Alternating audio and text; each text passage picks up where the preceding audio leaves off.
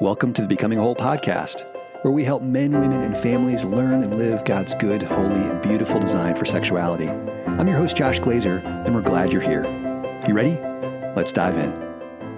There are just things you don't talk about at church, right? I don't know. I think church is meant to be a place where we talk about the things that are really most difficult to talk about in life. If we can't do that in our church community, then where are we going to do it? We'll take those topics underground, and certainly one of those topics is sex, both in its beautiful, glorious, holy intention that God designed sex to be between a husband and wife in marriage, and also the fallen expressions of sex that pervade our culture. So if you're a pastor, a layperson at a church, an elder at a church, maybe you're a parent or a leader in some other fashion, maybe you lead a youth group or a small group, I want to talk to you this podcast about how important it is to talk about sex in some way or another. I'm going to give you some ideas, some light ideas about how you might begin to go there with the people who are in your care, because you don't want the people who you are shepherding to be orphaned in the area of their sexual life, or area of their sexuality. And if you're not talking to them, if their Christian community is not a place where they can be talking about, addressing, dealing with their sexual lives, then they are sexual orphans. They're going to be sexual orphans. They're going to be cast into the culture, and the culture will undoubtedly sweep them up into what it has for them sexually, which is not good. So let me start by giving you a little comical start here. Top 10 reasons why you should not talk about sex in church. Why talking about sex in church or in a Christian community is a bad idea. You ready? Here we go. Number 10, it's just too difficult.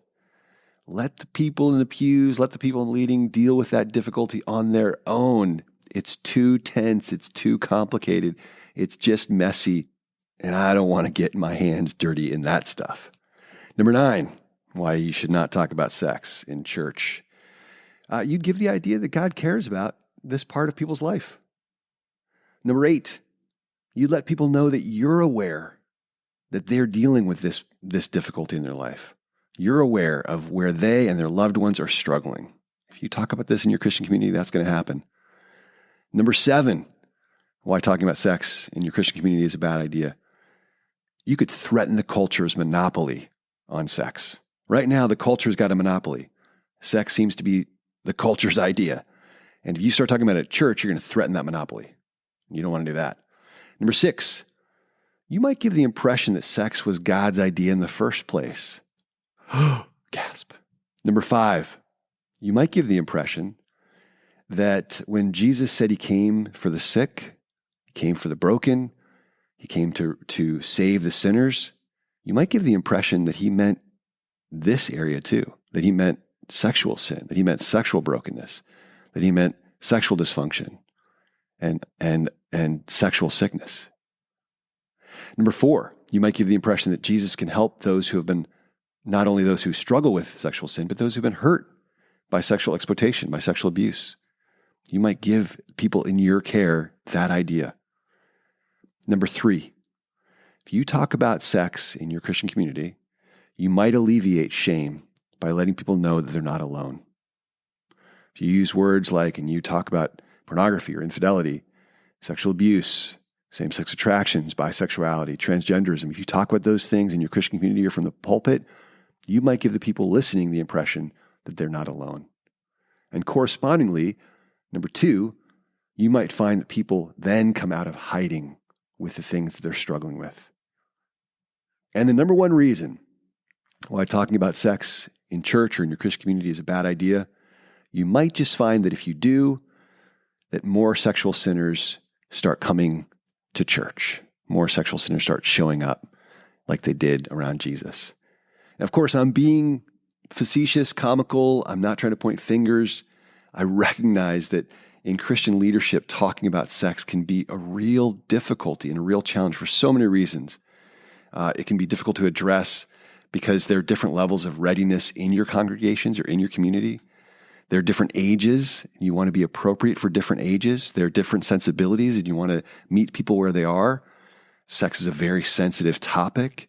And so to bring it up on a Sunday morning in a 30-minute, 40-minute sermon, sometimes less, that can be very, very difficult to do.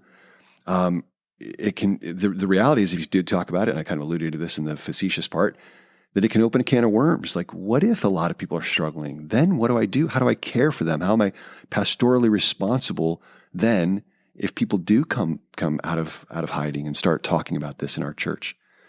And then what if the pastor or the leader, the parent, has sexual struggles either from the past or in the present of their own? And the whole idea then gets even more complicated. And I recognize for pastors too, for people who make a living in church or in professional ministry, that if they're wrestling with these things in their own life, it's not just a matter of is it embarrassing or reputation. It's not just a matter of how do I reckon with this on my own. There's also just the fundamental reality of, like, this is my livelihood. If I have to step down or step away from ministry because of this part of my life, then what am I going to do? How am I going to support my family? And I'm not trying to make light of any of those things. Those are very serious and very real. And I say them out loud to all of you listening, so that if you are in a church and wondering why people in leadership don't talk about it, know that this is very difficult for anybody to do, and for these and many more reasons. But also so that if you are in leadership, I just want you to know, for the same in a similar vein to why it's difficult to talk about, I just wanted to name those things to let you know that I actually do know this is difficult stuff to talk about. It's one of the reasons I'm so grateful to work at Regeneration and provide this ministry as a parachurch ministry that comes alongside local church congregations, that comes beside church leaders and parents to help them and equip them. We are different parts of the body, do different things. And so I recognize that this is not easy. Hey, everybody. Do me two big favors, would you? First of all, if there's a topic you'd like me to be talking about on this podcast, shoot me an email at podcast@regenerationministries.org. Secondly, would you rate and review this podcast by going to regenerationministries.org/rate? When you leave a 5-star review, it actually helps other people find the show. Thanks so much. Now back to it.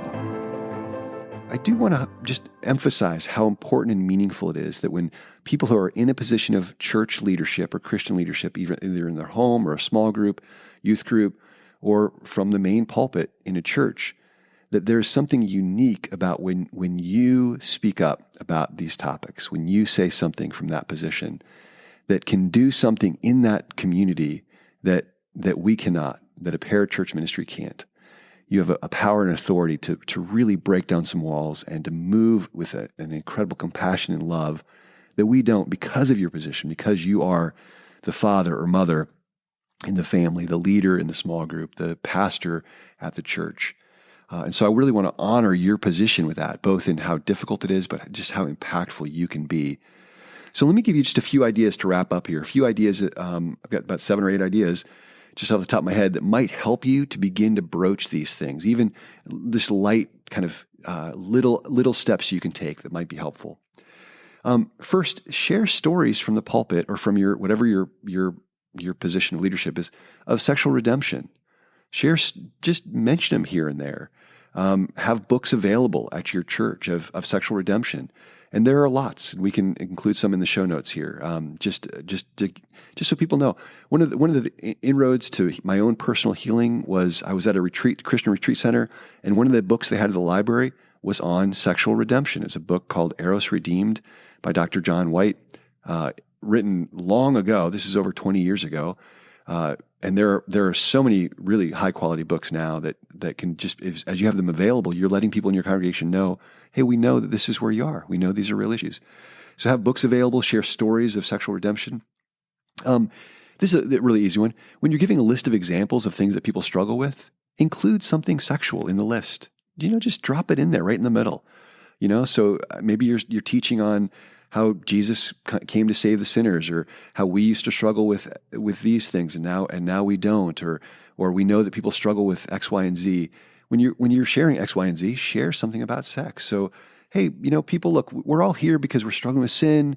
We know some of us struggle with pride. Some of us struggle with greed. Some of us struggle with fear. Some of us struggle with pornography. Some of us struggle with same-sex attractions. Some of us struggle with infidelity in our marriages. I'm giving a lot of sexual things there, but some of us struggle with workaholism and putting work first. Some of us struggle with idolizing the opinions of people. I mean, if you're giving a list, just drop one or two of those in there from week to week. And part of what that'll do is it kind of normalizes that struggle, unless people in your congregation or people that you're leading know, hey, wait a minute, like he's including me as a part of this group. Because so often those who struggle with sexual sin, I think especially those who struggle with sexual sin, can have this deep sense of shame that I'm the only one. And if no one's talking about it, that shame is exacerbated. And notice too that when I gave those examples, I didn't say some of you are struggling or some people out there are struggling. I said some of us are struggling. Use that first person language of I and us, so that you let them know that this is an us thing. We are in this together. That can go a long, long way. And along with that, if you have a personal story of sexual redemption, share it. Share it. I know that so many parents and pastors fear that if they share their shortcomings in this area, they're going to give people, quote unquote, permission to do the same. And research just doesn't back that up. Anecdotally, and even the research doesn't back it up. When you share that this has been an area of struggle for you and that God has led you to freedom in this area, it actually frees people up to come and talk. And I'll say a little bit more about that in a minute. If you're still wrestling with this area, then that's not the place to share it. Get help for yourself first. You don't want to put yourself up as an example if this is really an area where you're struggling. Next, and this is, don't be prideful, borrow from other people. There are churches, there are parents, there are leadership, people in leadership who have done a great job talking about these things. So listen to their sermons, read their sermon notes, and borrow liberally. I mean, don't plagiarize, but say, hey, such and such a church or such and such a pastor said this. I found it really impactful. This is not original to me. I wanted to share it with you because I think it's really helpful, really good stuff. Next, Regeneration's here. We are happy to help you. Whether it's consulting with you about a message you want to give, whether it's coming and standing with you or doing an interview with you, or come and have us come speak to your parents. We do Treading Boldly workshops and parental guidance workshops to help equip parents to walk with their kids. We're happy to come to a small group and provide one of those. We also give talks to men and to women about sexual integrity. We also can talk about issues of sexual abuse and infidelity. It can get really deep and really complex there, so it may not be the appropriate thing to do at a Sunday morning service or a one-off thing, but reach out to us and talk to us. We'd be happy to work with you to help your church in this way. We are a parachurch organization, so we are here to support and walk alongside the local church. Listen, let me end with this. People are thirsty in this area. They truly are sexual orphans. There are so many sexual orphans who their parents didn't talk to them about it, or if they did, it was not helpful. They've struggled with their own sexual sins or things done against them. They've kept it to themselves. When they've opened up to people about it, they've been deeply hurt or betrayed, or they just kind of left walking away going like, that was completely unhelpful and embarrassing. I'm never doing that again. There are so many sexual orphans in your congregation, in your community. And I know it because they come here. I know it because they reach out to us, they email us. It's just true. Some of you listening, that's your story. And we are here because we don't want you to be orphaned anymore. God wants to put you in a family, in a spiritual family. And we want to see the church grow to be a place that truly is a spiritual family for people who struggle with all sorts of things, whether it's just temptations or attractions or things that have happened to them or things that they're currently struggling to do, that they're doing. So when we go speak places, it's not uncommon for us that somebody would pull us aside afterwards or email us after the fact and just say, hey, that story, that's my story. Or, hey, that thing you shared, I struggle with something like it. Or somebody in my family struggles with it. Can we talk? And we want you as a pastor, as a leader, as a parent, to be equipped to have some of those conversations. So that's what this podcast is about. I hope it's been encouraging to you.